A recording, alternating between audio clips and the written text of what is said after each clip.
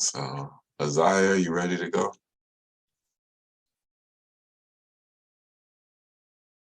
We're getting some more people. I sure am. We can get started whenever y'all are ready. All right. Well, thank you all for joining us today. We really appreciate you holding this space with us, especially at the end of the day. I know that quite a few of you are on the East Coast, so this is the very, very end of your day. So I appreciate you taking this time with us.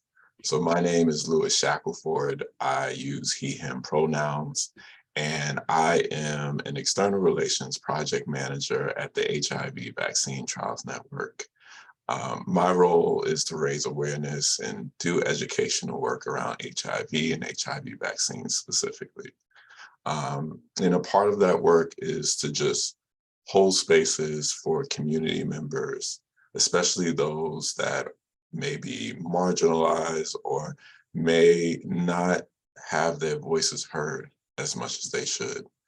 And so that's part of the reason why we're here today, and part of the reason why I'm happy that you all are here today, is this is a wellness session. So this gives an opportunity for us to focus on healing, for us to focus on wellness, for us to focus on betterment, particularly for our trans siblings. You know, so when in my work, trans populations throughout the United States and across the world tend to be those that are the least heard and the least acknowledged. And so the purpose of this space is to give voice to the voiceless and particularly to have acknowledgement and presence for our trans siblings. And so with that, I'm going to get out of the way as a cisgender heterosexual man. And I'm going to give it to our host, Isaiah Anthony, so he can begin the session and we can launch into this healing process for today. And thank you for Isaiah for allowing me to share this space with you. Of course, y'all, Lewis is like dope to work with. So 10 out of 10 would highly recommend. Yeah, so the description of our workshop today is the Transcend Wellness Workshop is a wellness space designed to empower people of trans experience who seek wholeness and healing in mind, body, and soul. This workshop will delve into matters of wellness, access to services, healing, and health equity, exploring the unique and varied ways that these topics intersect for trans individuals. The workshop will also illuminate the complex social systems and politics trans people must navigate on their journey to wellness. The session will conclude with actionable takeaways for trans and non-trans identified audience members. Join us as we seek a positivity and peace that creates fertile space for community healing. It's a lot of words. All that to say, welcome you all. I'm glad you all are here and have taken the time to work with us today. We're going to go ahead and start off with a bit of a welcome to the space and centering question for the space. And then we would ask that if folks are able to turn on their cameras, there's a bit of an activity that we're going to go ahead and start with. And then we'll go from there. So folks that are able, you have time to do that now. And I guess in the centering of the space, one of the things that I would ask you all to think about is, having attended this conference or any other health center conferences, do you feel you've left those spaces with the ability to network and the ability to connect with people, but often found that the topic of the conversation or the content kind of fell flat? Maybe you've heard this conversation many different places. Maybe this is the second, third, or fourth time you've had this conversation, or it's very 101 type nature of it all. And it's a conversation you've had often and more often, and as often as you had it, it hasn't varied, it hasn't changed. And the goal of today is to kind of shift our perspective and our structure in terms of thinking about why we may be repeating certain conversations and why we're not having others. Um, so if those who are able to come on screen, um, and any word for the day that you all would want to welcome the space with, anything that you'd want to mention, anything that you want to leave here in the space. You can think of a word or a phrase or an affirmation that kind of sets your intention and your goal for the day, as far as we're going to be heading into the end of everything and kind of winding down with this session. So understanding that whatever that is, it may kind of set the pace or the tone for the rest of your day. So yeah, I'll give you all a second to think about that, and I'll be back.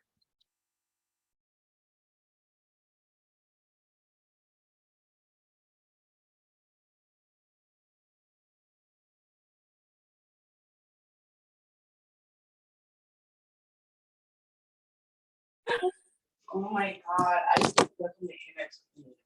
Oh wait, why can they see my ass? Are you on a Zoom call? I would ask that all members mute themselves during this time. Thank you.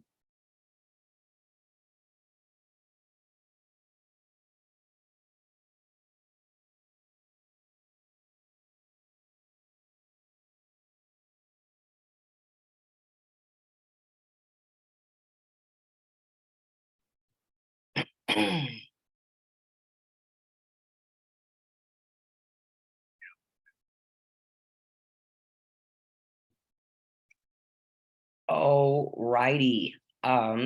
So if anybody would like to go first, that can happen. If not, I can always go first and start us off and kick us off um, with my word or my intention or my affirmation for this space. Does anybody feel inclined? I know we're all itching and chomping at the bit to just give me one word or one affirmation. I think some people put theirs in the chat. Perfect. We have improvement, curiosity. It's dope. I hope that there is a lot of improvement, and I hope that there is a lot of curiosity, especially genuine curiosity. We love it. My word for the space is innovation. I definitely want to see compassion. Awesome. I definitely want to see room for us to grow in this way, beyond just this conversation. Awesome. Any others? If not, we can keep moving. We're such a talkative group. I love it. This is amazing. Awesome. Let's keep going without any further ado. So the next point that we're going to kind of move to is an activity that was designed to center identities and to move space, both physically and kind of more, I guess, in this way, virtually, um, to center the identities that are usually marginalized when we go ahead and we talk about certain things. So those that are, it's a bit different on camera and off camera. With those that are off camera, you can raise a hand, or you can put a hand up virtually, if this applies to you. The activity is called step up, step back. If this phrase applies to you, you can step up by raising your hand. You can step up, or you can step back by leaving your hand down. Let's see. Affirmation. Awesome. Thank you, Vanessa, for contributing that to the space. So step up, step back. And the goal of this activity is to center those that aren't usually brought to the center. Folks of color, folks with disabilities, folks that identify outside of a cis het norm, folks that are non-Christian hegemonic, folks that are uneducated. There's a lot of different ways that someone can access their identity. And some of these points, the more of those you have with you, sometimes the less access you have to certain spaces. So step up, step back is one of the ways to visually depict that.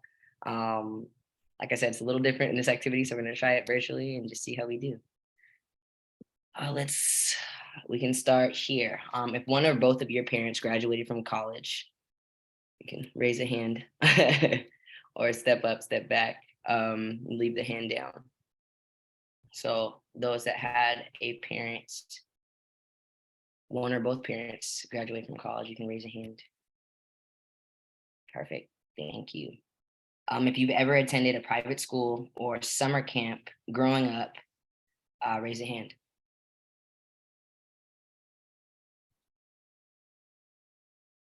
Thank you. If you were ever told by your parents that you were beautiful, smart, or successful, raise a hand.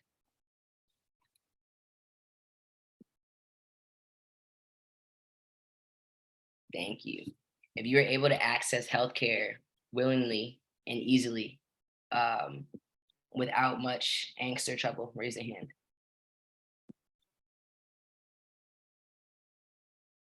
Thank you. Do you feel your ability to access healthcare has been a positive one? Raise your hand.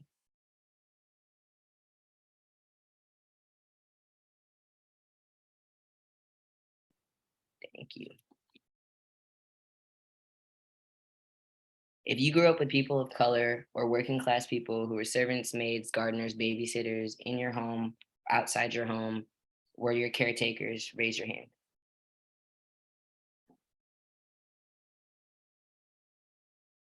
Thank you.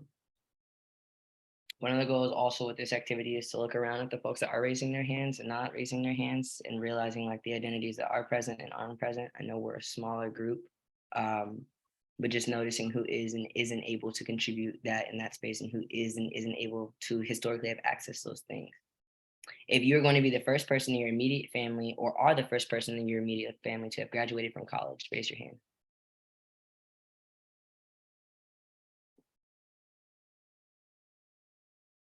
If you started school speaking English as your first language, raise your hand.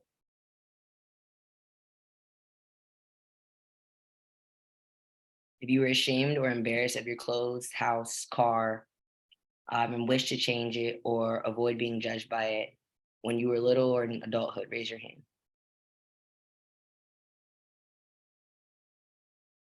If you've been mistreated or served less fairly in a place of business because of your race, ethnicity, or perceived gender identity, raise your hand.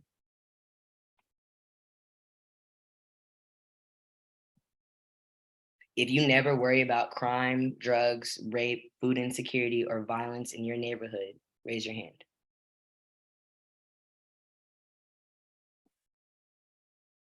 Thank you. Do you worry that the place that you work in will fire you due to discrimination? Raise your hand. Do you feel that your employment is secured based on your identity? Raise your hand.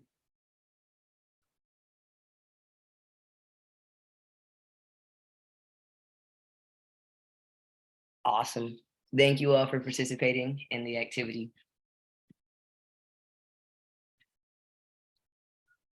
The purpose and oftentimes the reason this activity is important, and one of the best ways I feel it's actually depicted, is step up, step back is actually very, very physical. And the visual mentality is very, very interesting. You begin to see the separation amongst folks based on their identities and their access to various things that we mentioned in these statements. Today, I wanted to introduce Ezra Conklin and Jessica Zairi as our panelists and our folks that are going to share not only their experiences in terms of how they got to be here, but why this experience specifically is one they want to share with you, and more so what that's going to contribute to our overall goal of achieving wellness as a standard of care as opposed to in addition to it. We don't look at it oftentimes when we access these services or access these spaces with the lens of wellness. We're looking at it in terms of access, and oftentimes some of those access points are under the guise of kind of like we're looking at the medical industrial complex. Things are very pathologized, things are very medicalized, and if we remove that from the realm of what we're talking about, how do we get to a holistic, structural, well society? And how does that happen when we integrate different kinds of medicine, not as specialties, but just as healthcare? So with that, yeah. Ezra, Jess, do either of you have a preference on who wants to go first? I feel comfortable going first unless you want to jump in, Jessica. All right, cool. I just want to say thanks everybody for having me. And I know y'all over on the East Coast, it is the evening, so I appreciate you being here. My name is Ezra. I use he pronouns and they pronouns. A little bit about me. I have worked primarily in queer youth doing advocacy work, and I've also worked at STD testing centers. I'm currently finishing up a program in health psychology, which I'm going to talk about a little more later on. And what I have to share with you all today is a little more of a reflection about what I've been thinking about recently when it comes to health and wellness and the trans experience. So professionally, initially, a lot of my work has actually been in organizing event spaces for the queer BIPOC community. And this is really what brought me to consider health and wellness on a community level. When I think about the empowerment, the vulnerability, the reflections and the healing that can occur when we gather in groups. think it's a really heavy time to be in the world. And there's a lot of trauma collectively that we're dealing with. But I also believe that in our unique and culturally specific ways, we each have gifts and practices that are built into community that can help us heal. So there's a Black Dharma teacher named Angel Kyoto Williams who I was able to sit with once. And she had us gather in a space, sit in a circle, and her prompt was, what feels true to you right now? And we went around in the circle and we all shared. And then there's just this silence. And afterward, she gave a lecture, and her point was, this is the practice of our ancestors, this allowing for truth to be shared orally and witnessed. So like her, I believe that many of our ancestors knew how to facilitate healing. It was built into the culture. And at the same time, with varying levels of violence, we've been removed, discouraged, criminalized, and even killed for having healing practices.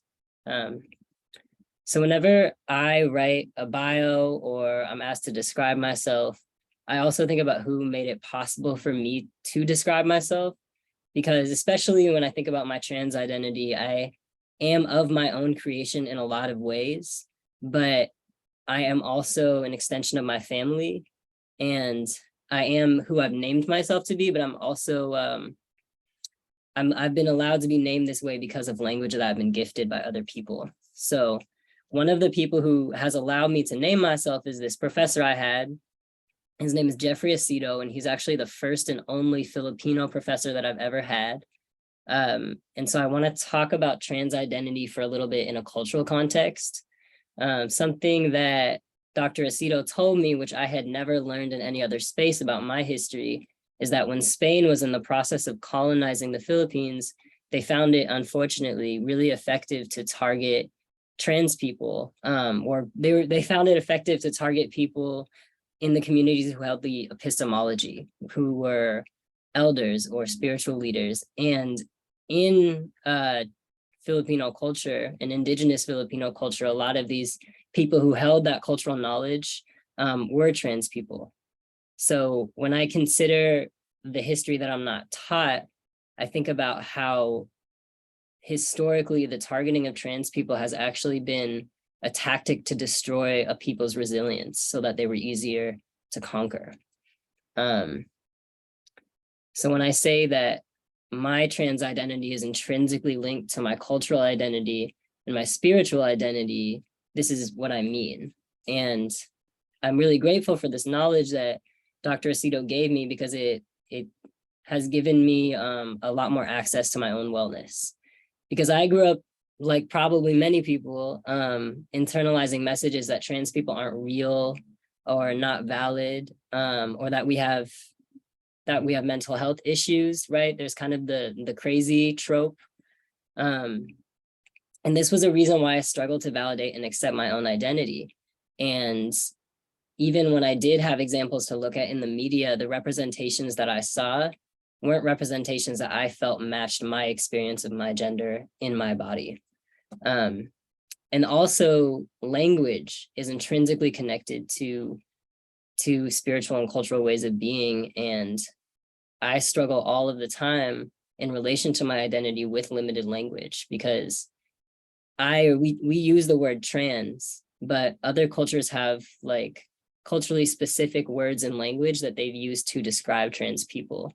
And those words are important because they place different identities in context.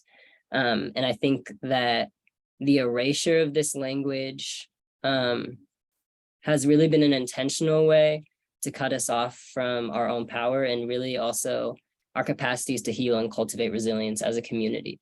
So I think there's a lot of power that comes from being able to uncover and revive the history of trans people. And I also think of this as a health equity issue because it is a privilege to be able to know that history, right? Like I was only exposed to it because I happened to be in this class where I had a professor who shared the same identity as me, and he knew those things. But again, this information has been has been erased really violently and really intentionally. And this relates more directly to health because we actually have studies and evidence that support the fact that having cultural knowledge and having an understanding of one's own culture is a really is a protective factor in mental health. So that being said, I'm wondering if people feel comfortable sharing something that you've learned from your family or your ancestors, even your community. These don't have to be people that you're related to by blood. What is a resource that you feel like you've learned from your culture, your family, that is a resource when it comes to healing? It's a gift that you bring to either individual healing or collective healing. And I'll give you all a second to think about that. You could either throw your answers in the chat, but I would love to hear some voices as well.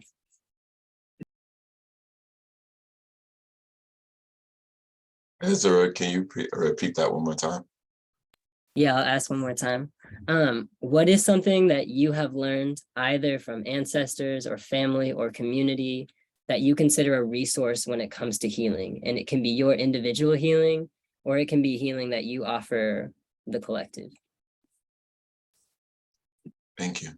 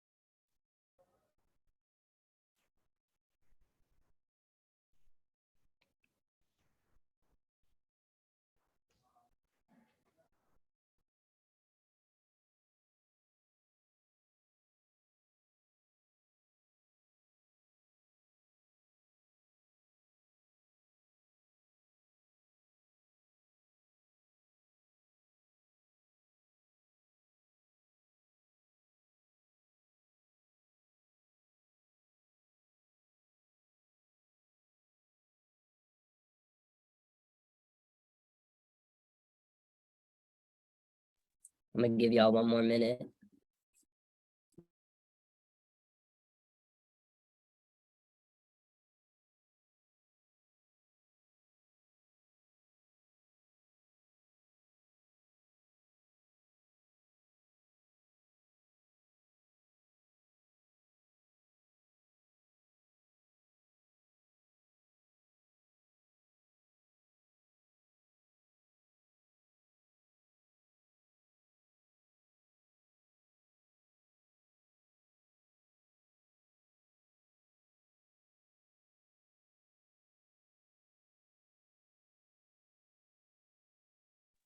All right, thank you all for reflecting and sharing. Appreciate it.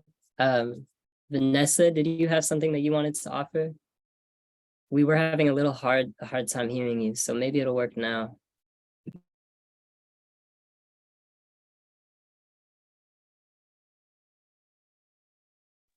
All right, well, I'm gonna share some things that people threw in the chat. I appreciate you all thinking about those things. I see that somebody mentioned the power of forgiveness. I think that's really powerful. Sharing and talking, the power of witnessing, learning to push forward during tough times. Lewis, I hear a lot of like resilience in that. Let's see, being unapologetic and truth. Yeah.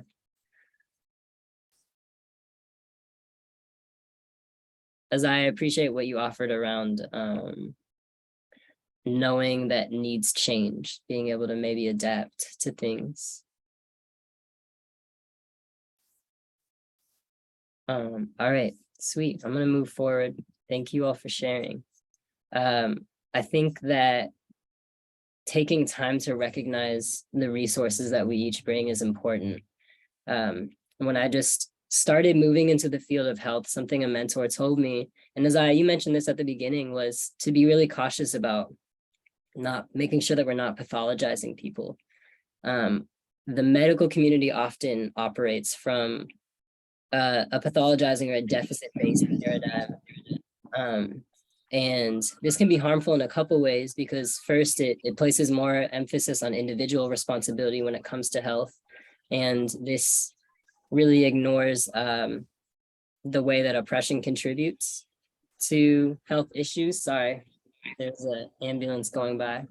And then the other thing is that this paradigm ignores the strengths that people bring to the table. So when we, as a society, buy into narratives that overly pathologize people, this can impact people's self-concept by enforcing a narrative that people aren't just under-resourced, but they're inherently unresourced or dependent upon other people for resources or lacking in power. And this narrative can really impact the relationship that somebody has with their health. So this brings me to talk a little bit about my educational focus. So I'm in a health psychology program, and health psychology is an approach toward health which utilizes a biopsychosocial model. So some questions that it asks is, how does the way that I think about myself or the way that I think about the medical community impact my behavior of actually seeking out care? If I'm used to being self-sufficient, if I'm used to being the person in my family or in my relationship who is providing a lot of physical support, how is me going to get a surgery going to impact my dynamic with my family, my dynamic with my partner? And if that causes stress in those areas, how is that stress going to impact us short or long term? If I'm concerned about how my primary care doctor is going to react to my desire to transition, am I going to continue to see my primary care doctor? So health psychology is aimed at improving health interventions by viewing people's experience of a relationship to care in a more holistic manner. So to kind of end, I want to give some examples of how we can apply this model when it comes to health and wellness for trans people. So one consideration I've been thinking about a lot this year is the psychological burden of navigating care or navigating things like changing your name. And this burden disproportionately weighs on Black, Indigenous, working class people, and people with intersecting oppressed experiences, because it can feel like another job sometimes, navigating care, navigating appointments, insurance, prescriptions. So how does this play out when someone is already working 1 to 3 jobs, which may or may not provide insurance, or the insurance or other aspects of care are being held up by name changes, which is also a service that costs money. But then not changing one's name or gender can put people in danger of, it can put people in danger when they can't have agency over how they're being represented, whether it's in their jobs or in educational spaces. And then agency, like some of us are more able to spend an hour on the phone with our pharmacy trying to get our medication.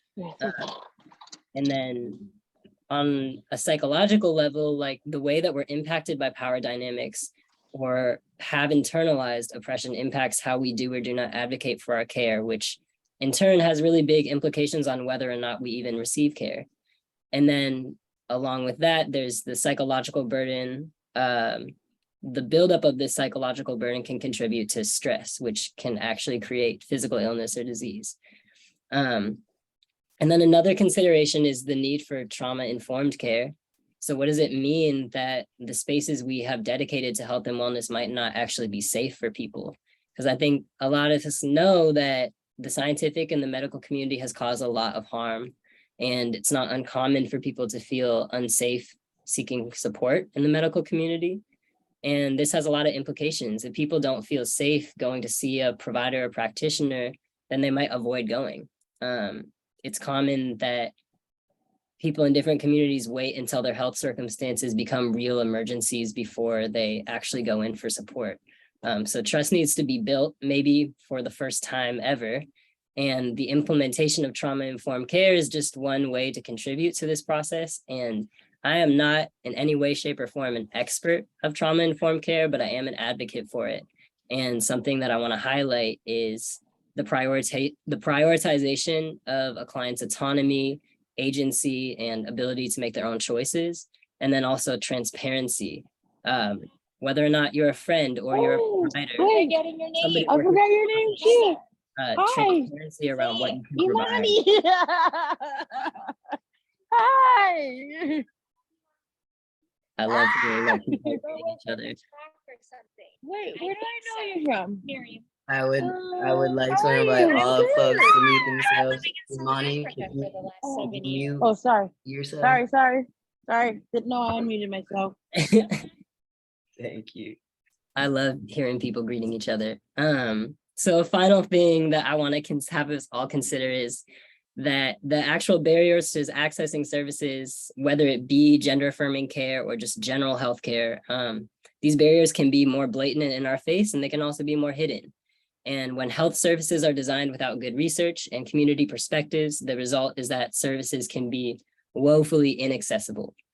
So culturally competent, community-driven research like community-based participatory action research, for example, is needed to create more effective interventions, programs, and services. And this being said, the ability to engage in research and even the ability to access research is not accessible, which is just one example of a systematic interaction which contributes to health inequity and the medical community missing the mark. So as a takeaway, recognizing that research which accurately represents the trans community, especially from a community perspective, is still few and far between. There's an important national survey that's been developed, and it's called the US Trans Survey. It is currently collecting data, and the deadline is December 5th. So whether or not you identify as trans or you know people who do, I'm going to drop a link to this survey in the chat, and it'd be really great if you could share it with your networks. So I appreciate you all listening to me. I hope I didn't preach to the choir too much. Thanks for your time. Appreciate you. Thank you, Ezra.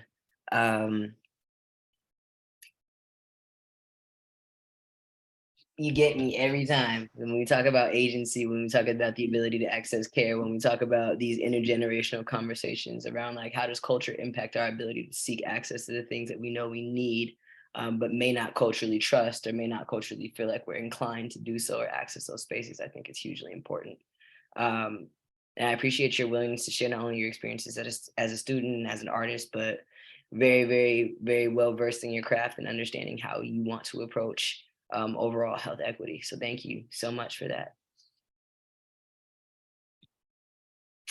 Without any further ado, Jess, you ready? Yes, I'm ready. Hello, everyone. There's just so much brilliance in this room. I just want to start off with that. Thank you, Ezra, for your words. I think, and Isaiah, starting off even with that, that step up, step back. There was a few moments in which I felt a lot of emotions that came through because I thought about in some of those instances how I used to feel isolated or felt like really alone in that experience and some of the experiences that, the questions that were shaped. And it really made me kind of start to think about how, it ties into some of the things that Ezra was talking about, and this idea of us having this like intrinsic power and society finding ways to actively, structurally, intentionally try to pull us from that and distance us from that. So yeah, I just wanted to thank you both. I wrote down like a few points that I would like to get into, but a little about me. I was raised in Texas, and I was raised by a single father. And, kind of my childhood and what I learned about growing up was really this, like, really having to work hard and, to this point of like over exhaustion just to get like half of what people had. That was kind of what was really instilled in me. And just recently I thought about an experience that I had recently after transitioning where I was discriminated against going into a place. And, you know, my dad at the time was one of my only support. Like, he was my main sense of support. And his response to that was, you know, this is kind of the life that you will lead. Like this, because of your, he was like, I love you and I support you and I want to protect you, but I don't know how. And that was my main sense of support. And I feel like as queer individuals of color, we tend to find ourselves navigating in many spaces to a point of overexhaustion, because not only do we have certain people around us who don't know how to support us, but we also are trying to figure out the best way to be supported. And so growing up in Texas was a really interesting experience. But I grew up in Texas and I recently moved to New York, so I'm on the East Coast now. And yes, it is, you know, it's getting a little late, but I'm really happy to be in the space with you all. Um, I started my career in psychology, and I started as a health educator actually, and then eventually got into case management. And now I am the first hire as a transgender and non-binary health navigator. I work for a special needs program under Medicaid, and we specifically work with people that are unhoused, people that are living with HIV, or people of trans experience.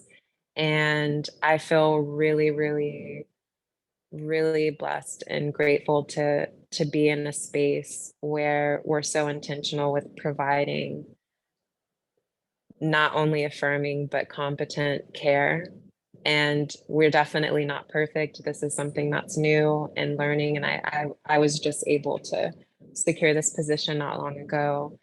But to be a part of conversations and be in rooms with conversations that I didn't even,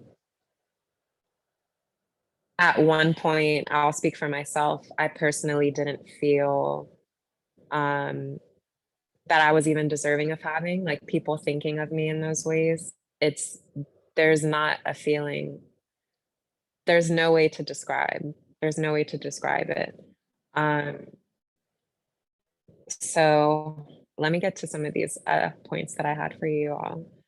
Um, Ezra, you said something about, or you spoke a lot about this idea of like this power and knowing our history. And I'll say within the past, you know, maybe like year and a half, 2 years, I've really had this hunger to understand my history and in the many ways in which that shows up in the many complexities. And I feel like, you know, growing up, especially in Texas, and to be deemed an educated person and, you know, and these people in my, we are expected to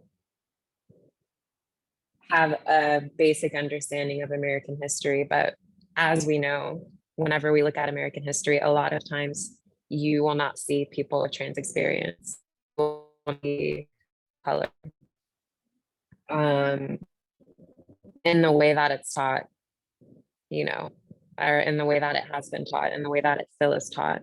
And I sometimes sit back and think about the privilege that's in that, to see your face reflected, to see, to learn stories that feel that you can connect to in some way. And I felt like that was robbed of me and robbed of many of us. And so even having the privilege of being in classes that really look at and take scope on our community and the intersectionality of it all is really powerful.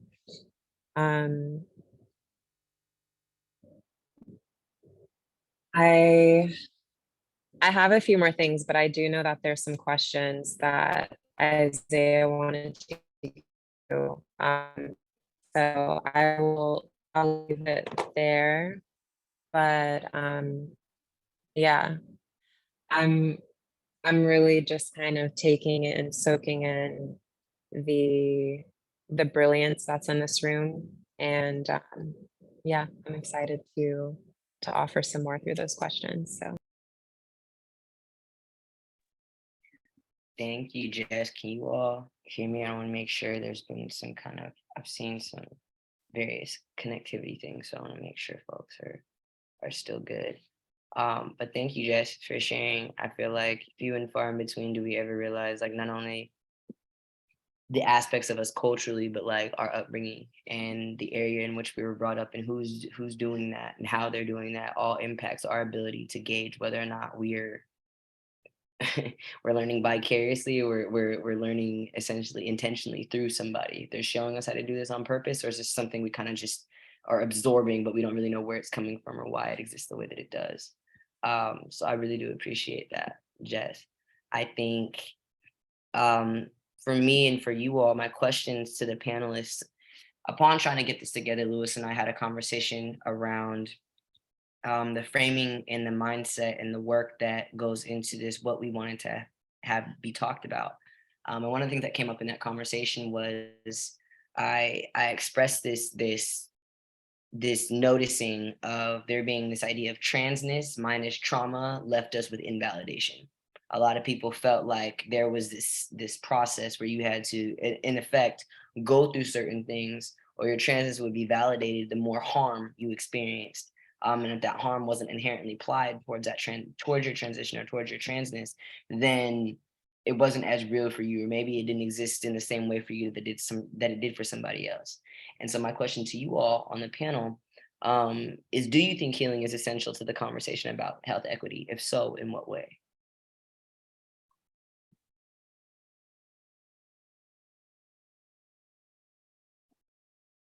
Oh, would you all like me to start? I can start. I think it is essentially, obviously, very more than essential. It's required. Mostly because I feel like health equity conversations without the facet of like what has the current system done to us, in an effort to understand not only what we need to heal from, but what we need to move towards, is a very big conversation. And if we're not naming what has happened so far, how do we know we're not recreating what we've already been through? And so if we understand that these systems are inherently inequitable because they were not designed with us in mind, yes, healing is necessary, but what does that look like? And oftentimes healing does look like atonement. It does look like we messed that up. What should we do differently? And not putting the labor on the folks that are experiencing these impacts to do things, but having the conversation about what kind of support would be necessary and doing the things necessary to execute what it is that people are telling you that they need. So that to me is one way that healing is essential to health equity.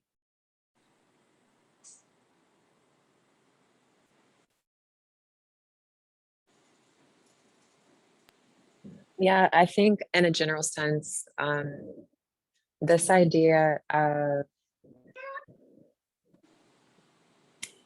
I mean, I feel like we've seen it a lot when we think of trans trauma is always centered in our stories, in this masked way, but we take away the healing aspect of that. So it's like basically all of this trauma, we're centered in it, it's dumped onto us, but we're not focusing on how do we recover from that. We're constantly put in these places in which we're having to scan for danger, right? We're scanning for danger constantly, and it's almost normalized for us to scan for danger. And I think human beings generally, we're scanned, or we're wired to scan danger, just because that's how we work, right? Like that's what we come from. But when we start to add all of these identities and this, all of the intersections and all of the ways that our experiences can affect us on a day-to-day, it becomes normalized for us to be in this hyper alert, this hyper aware state. And we're not really taught how to really assess what that looks like for us. We're not taught how to navigate through life. We're not taught how to get to a space where we can literally live day to day without feeling the need to scan for danger in so many aspects. When we think of health, when we think of dating, I know that's something that we may get into a little bit later. When we think about love, when we think about self-love, when we think about work, when we think about housing, there's all of these ways where we have to constantly feel like we're scanning for danger. And so healing is crucial. It is required. Absolutely. It's absolutely required. I think Vanessa and Gio, I believe your mics are on. Can you hear me? For us, we just hear like air in the back or like wind, but I can hear you now. Oh, okay. At first I was having problems when a question was asked earlier, but it's working now, so I'll mute it. Okay, did you have a question that you wanted to ask now before you get off? No, I don't. Okay. Not at the moment. And Gio, okay. And then Gio, did you have a question? Shouldn't be on. Okay. Recorded. Okay, perfect.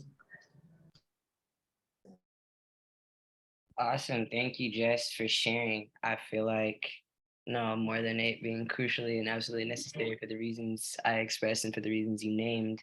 That is a big thing, especially when we do talk about dating.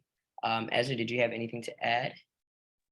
Y'all really said it. But one thing I was thinking about was, yeah, I think healing needs to absolutely be a part of the conversation. Like both of you all kind of hit on, like healing is tied up in, but it's different than health and wellness. Like healing to me it's an interpersonal process, and it's not necessarily individual. Like Isaiah, I love the word you brought up around atonement. Like healing is really about looking at where the harm is. It's about a lot of things, but it's gonna have to be a communal process.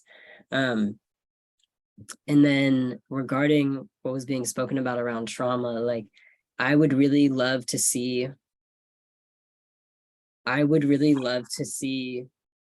trauma and trans identity not have to be like one and the same. I think we should be able to, and we should hear and tell stories about being trans and not having it be through this lens of trauma. And I think that's a really good example of the way that we kind of pathologize things. I think trauma needs to absolutely be a part of the conversation, but I would love to see it shift in a way where trauma is being included in the conversation, but what's being really centered in that conversation around trauma is resilience. That's what I have to offer. Awesome. I appreciate that. And that resilience kind of, both of these kind of connect into our next question. And I really am interested in seeing kind of what y'all's response is, because when I wrote the question, I was like, oh, I'm interested. Okay. Do you find that the way folks interact with our identities forces us into displays or performances of self in order to be seen as valid? If so, do you believe that that validity is for us or for them?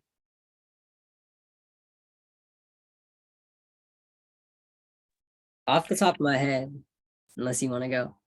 Well, go ahead. I was gonna say, and I won't be going first. So. Off the top of my head, I think it's about the intention behind it is a complicated question. The intention behind like what kind of space I'm in. So if I'm being asked to put my identity on display, that's something I feel a lot in the classroom. I find myself in classroom spaces that are mostly white. I'm definitely I'm the only trans person in the room usually. And I often put my own identity on display, and I do that willingly because I feel the need to bring that perspective into the room. But in different groups and spaces, I've been asked to do that, and it feels like the intention is curiosity and group learning. And in other spaces, I've been asked to do that, and it feels like the intention is more to check a box off. Yeah. Hey everyone, I'm Sincerity. I'm from Birmingham, Alabama. I work in HIV prevention and I'm the social networking strategist manager for the PS 22-2203 grant. It's a CDC funded grant. I think that when we start off, even as children, we are taught in the wrong way. We're taught to seek public validation. Hold on one second.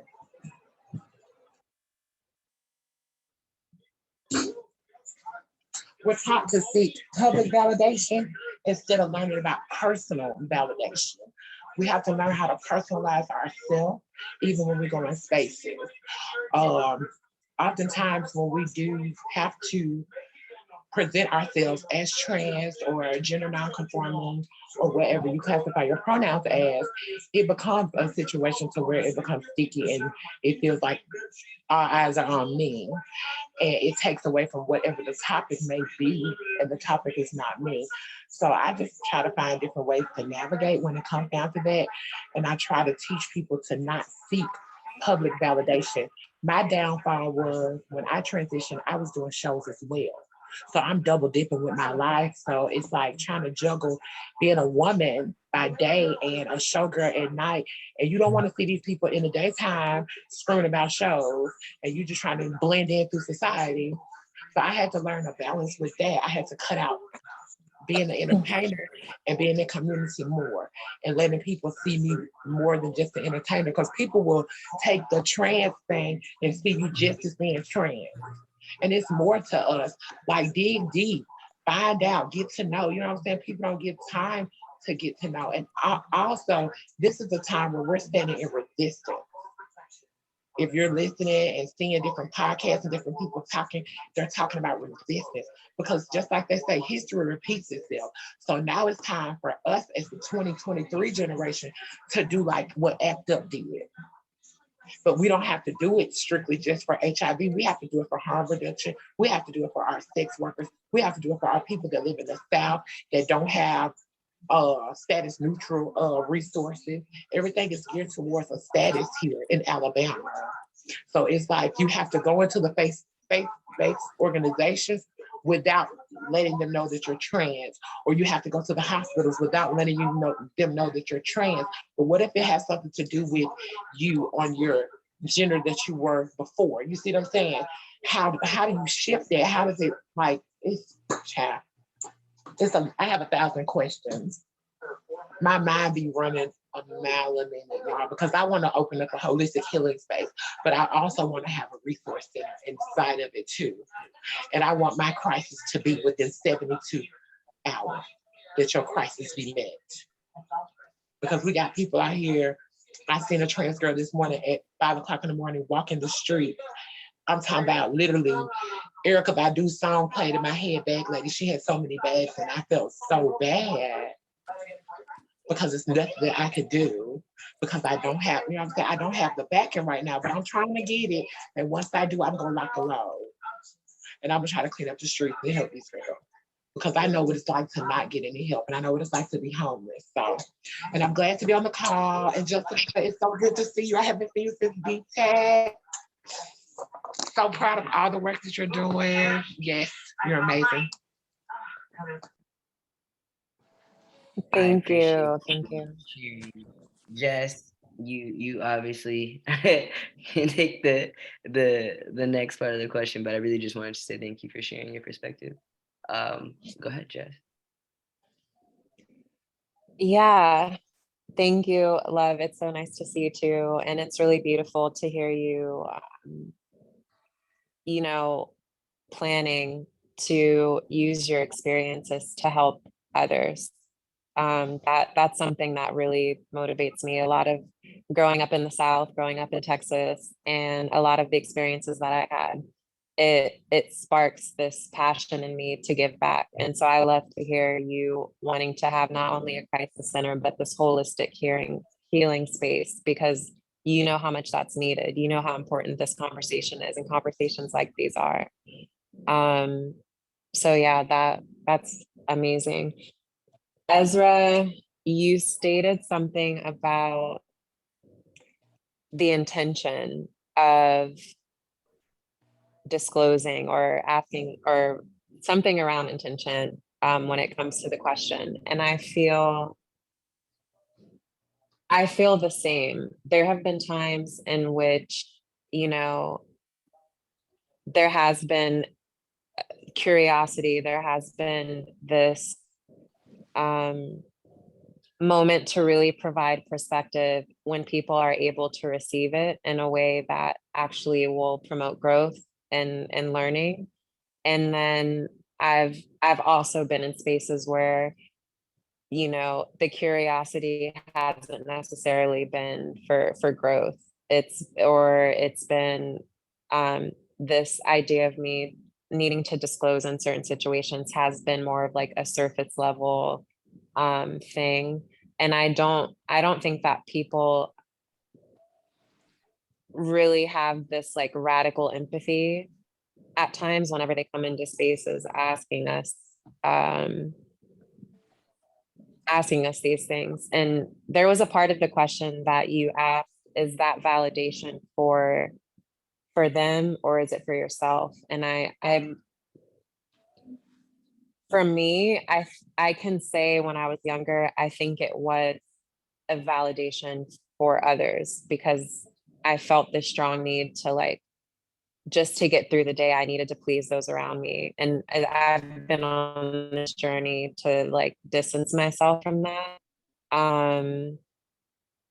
And so I feel like every step that I take, I try to really now assess that in a really deep and personal way to see, is this something that I'm doing for myself or is this something that I'm doing because I feel like others need to do that. And, you know, even within this past year of moving to New York, I feel like because I'm into like fashion and all of this stuff, like that's one expression, one outlet, but it's like, you know, before I used to feel like I needed to dress in very specific ways. And even like the way that I styled my room and even the way that I showed up in spaces, every single detail, it was almost like I felt like I had to make it just a little more feminine or just a little more this or just a little more that, just because I wanted other people to look at me and to see me in a certain way. And I started to realize these aren't things that I necessarily want for myself. And I do think that a lot of times in community, we want that love, we want that acceptance, we want that because we didn't even have it for ourselves at some point in time.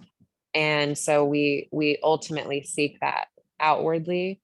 And sometimes we seek it outwardly before we can seek it within, before we can find it within. And so yeah, that's my little response to that. Thank you for sharing. I um I think it's important to name that also just with respect to time and making sure that I get my last question out to you all, but also get questions from folks in the audience and see how we're doing with that. So if you have any questions, please drop them in the chat. You're also going to be able to ask them here shortly. One of the final questions I have for my panel is whether it is trans for trans, dating within the community, queer for trans in the community, another queer person to another queer person. Do you find that there's a false sense of security in dating within the community? And to that effect, do we assume that we are safe to ourselves and safe to others solely on the basis of figuring out that we're under that umbrella? And do you think that that means that there needs to be more or less conversation?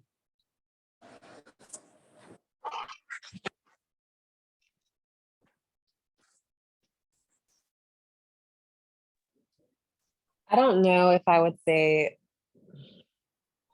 and look, I just called this out. We constantly scan for danger, right? So maybe this is me scanning for danger. I don't know if it's ever like safe to assume that just because someone else is in community that you're necessarily in a safe space. And that's not I think that kind of reminds me of like, and obviously dating, that this is not compared to dating, but when we look at what I almost hear from that is like, if we had like a political candidate that was in community, that we would automatically assume that they had our best interest in heart just because they're part of community. And that's not necessarily true. And so, I mean, like when we're looking at dating, I think it's really looking at how people are, who they are. I'm here before you call me. Yes, making up for lost time. Hi, Shanetta, can we Shanetta. get ourselves clear? Oh, I'm sorry. I'm in the hospital. Sorry. No worries. Thank you. I This hope has you're been like my okay. favorite part of it. I love it. um, but yeah, I don't think I think we have to really get to know a person's intentions, the way they navigate, and really assess a space and assess a person, to determine if we're able to be safe with them. But that's just me and my Cancerian heart and nature. So, I don't know, Ezra, what do you think? Agreed. I think, yeah, I think that there might be some shared language that I have with other queer people that makes it easier for me to navigate conversations, but that doesn't go very far necessarily. I think we all absolutely still have our own things and our own ways that we have been taught, or that we have learned different identities, and we all need to unpack that within ourselves because we all have something.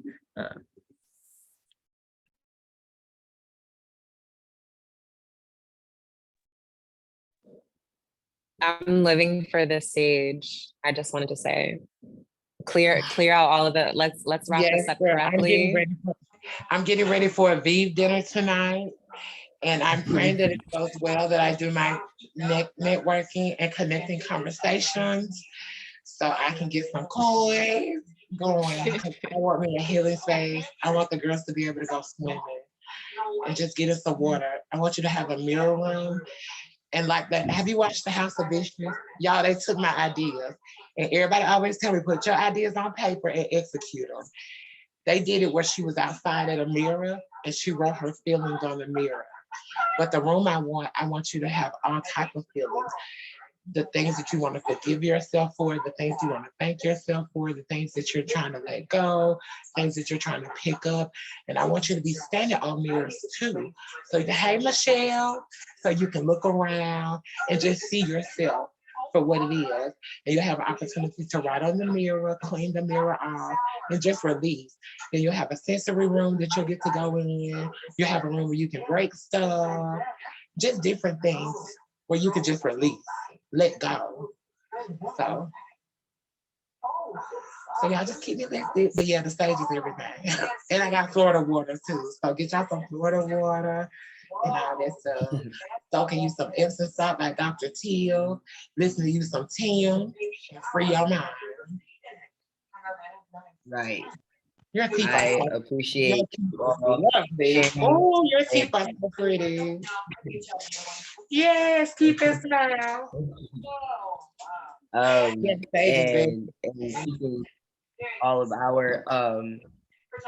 our attention on these topics, and making sure that you all were present and having just a fruitful conversation, which I do really appreciate. In our kind of last little minutes here, I want to let everybody who has a question or an anecdote or a do y'all have a group that y'all hold or go ahead. whatever? Azia, I want to say something. My name is Vanessa Granberry, and can you hear me? Okay, good. When we're talking about relationships and safety, and I don't think that you can assume that you are safe with someone because they are a member of the community. But if there's something that I learned from an older trans woman years ago, and what I was saying earlier is you can also learn from people outside of your family or people that you call extended family. And she said, one person's rejection may be your protection. A lot of times we want to be validated by others. There are times when we need it for ourselves. There are times that we need it for others. But and also to live your truth. The people who are authentic and real will stay in your life. And there's a saying, those who matter don't mind, and those who mind don't matter. Mm-hmm. So I would say to anyone, always live your truth. And I have lived long enough to see and know that it's true that just because someone rejects you, that doesn't mean that that was the right person for you. So, right. Thank you all for sharing. I really do appreciate that. And I think, thank you. You well. I think something that really stood out for me was that it was a phrase that I grew up hearing, that skin folk aren't always kinfolk, and this idea that just because we may have some shared sense of something doesn't necessarily make us one, or unified on everything that we want to move with moving forward. So I really do appreciate that. That's the topic of the day. That's the topic of the day because they said that earlier in the session. And then my son posted that earlier. Kinfolks, yes. My son said something like that earlier. So yeah, it must be that topic on Wednesday, which is true though. Because you have to also look at how we stand in the community. Look at the lesbian community. Well, if you ever been to the South, and I'm an 83 baby, so I've been out a long time. So y'all don't do the math, but just know I've witnessed some lesbians fight like cats and dogs. So like those relationships that they have in their subpopulation can be very, very, very domestic. Just as well as the gay male side of the spectrum, their relationships can be very domestic. So it is true. You have to stand your own community too. Because I've seen trans men and trans women fight like cats and dogs. Like it's all in who you meet and all in who you have to like who like you. And it's always not about the outer image. Get to know a person, dissect a person, listen to a person. Pay attention, time stamp some of that stuff that a person say and see if you can get that person to repeat that stuff down the line to see if that person actually is true. You see what I'm saying? Oftentimes these people will do these 15-minute pitches to try to get you, you know what I'm saying? They'll see the gullible side of you, or they'll hear about you, or they'll think you a name person. You know what I'm saying? Or you the it girl. So now they're trying to jump on the bandwagon. You got to be able to see through that too. Because there's a lot of people that have been manipulated, that have been taken out through there or whatever. So it's just all about observing and observe your own self too. You can't be easy on the eye. You have to have some self-control and can't be thirsty. And oftentimes people be too thirsty. Patience is a virtue. Anything that's meant for you is gonna come. And just like Vanessa said, your rejection is my protection. Like seriously, I enjoy getting rejected because half the time they don't know the tea. When they don't know the tea, that's the best rejection because guess what? You don't gotta waste your time and going through that skill trying to tell the tea because that becomes the headache and that becomes the job too. And when we're gonna get paid for having to expose ourselves all the time just for validation? Like when we gonna get a break from that? Even in our own community. So. I appreciate your words, and I wanted to make sure I can see everybody in the Lewis. Is that a hand in the in the corner? My screen is like jumping around. Yes, I had a quick question. For those who don't identify as trans, is there anything that they can do to support the healing of the trans people in their life? And I say that with the acknowledgement that there are collective ways that we're all healing and healing together. But when we think about the unique experience of our trans loved ones? Is there anything in particular that can be done to support their healing? Yeah.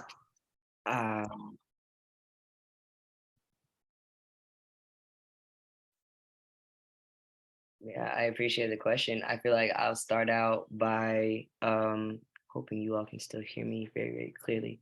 I'll start out by saying, for me, one of the biggest and most positive influences and pieces I've ever heard in my life, and this can go in so many other directions than just transness, but Maya Angelou did tell us, when someone tells you who they are, believe them the first time. And with a lot of trans folks, they're forced to continuously validate who they are to many systems, to many people. So for your loved ones and those that are close to you, believe them, and let them know that you do believe them when they do tell you, and allow them to be that person. Don't allow them to be the version of themselves that they have to be in order to be around you. Allow them to fully exist in their authenticity.